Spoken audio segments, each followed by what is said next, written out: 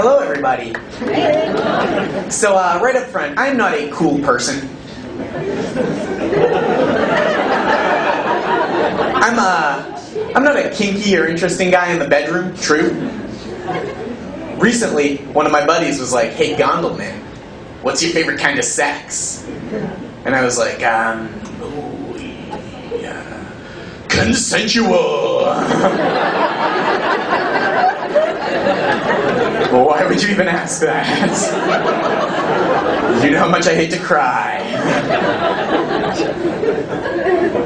I'm a pretty mild-mannered guy all through. In the daytime I teach preschool, true story. Sometimes when I say that, people get uptight.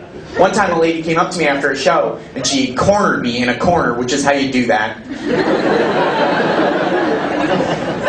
And she goes, "Josh, have you ever had any work-specific training on appropriate touching in the preschool environment?" And the answer, guys, is no, I have not. But fortunately, I do have kind of a sixth sense for how to not molest children.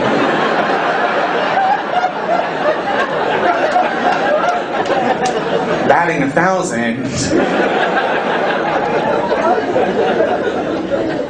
There are a lot of mixed and blended families where I work. Guys, a lot of adopted kids, which I think is beautiful, because wherever love is, that's where a family should be, and I mean that in my heart.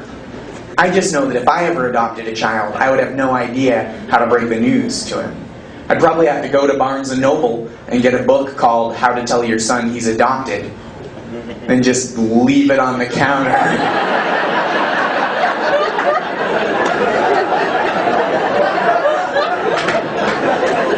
Until he found it on his own and learned to read. My boss doesn't like us to play any games where kids finish up feeling better or worse than other kids. She likes games that makes everybody feel on the same level. So we play a lot of twists on old favorites. We play a lot of duck, duck, duck. Cowboys and Lemonade, always a hit. The kids' favorite is Cops and White People.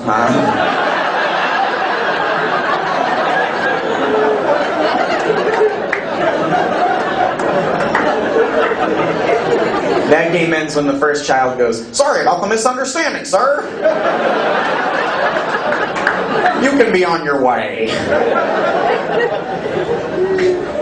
I try to nurture the kids in a work-appropriate way, which is difficult because some of them have too much self-esteem to begin with. Like up here, they're James Bond suave. But in reality, they're pooping on the floor.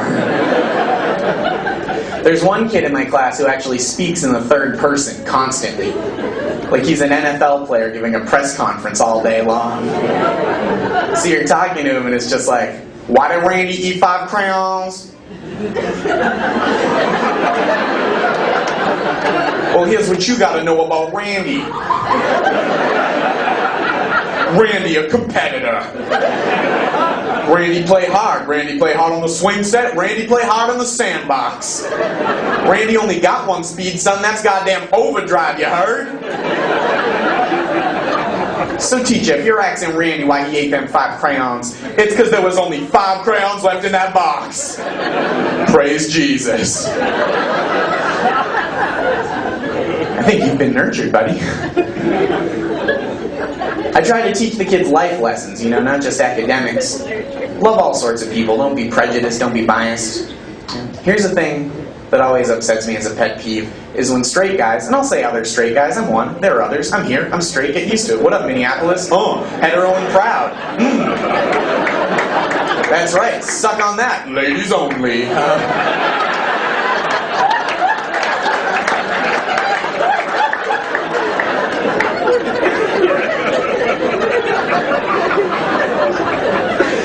When other straight guys complain that gay dudes took over the rainbow for their own devices, to which I always inquire, other straight guys, what were your big plans for the rainbow? I was going to get a tattoo of my prison nickname in a rainbow, but now that's queer. Sorry, dude, that was always queer. The rainbow was born gay, it's genetic, not a choice.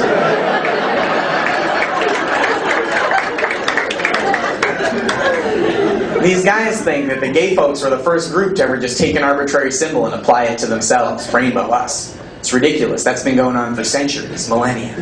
When my people, the Jews, took the six-pointed star, the ninjas were pissed.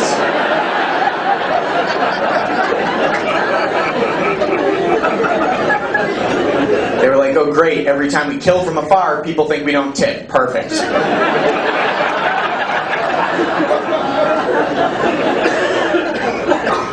I learned as much from the children as they learned from me, though.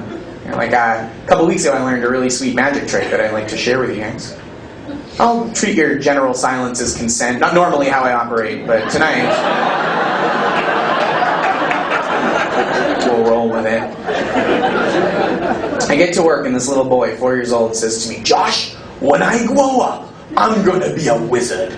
And at that point I'm just praying he means wizard like purple cloak, not wizard white hood. Because it was too early in the morning to learn racist magic from a child. I go, Charlie, you're going to be a wizard. How? He goes, number one, I've already got the costume. It's purple. I'm like, phew.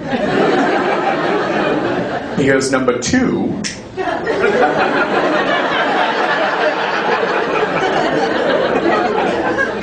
thanks, guys.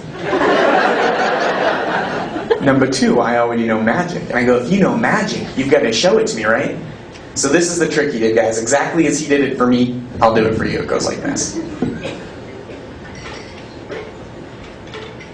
Nothing in my hand!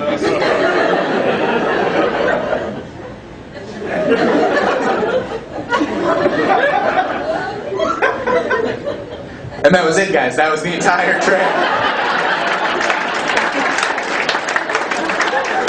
Thanks, I'll tell him you said that. He'll be so fired up. You guys seem, though, a little disappointed at first, I could sense. But you know who hates that illusion the most, guys, is the homeless. They don't care for that one much at all. Sir, can I have $1? Hold on, let me check. Nothing in my hand! Abracadouchebag, that's my magic name. Then I pull a quarter from behind his ear and I keep it. So, thank you guys so much. You guys have been wonderful.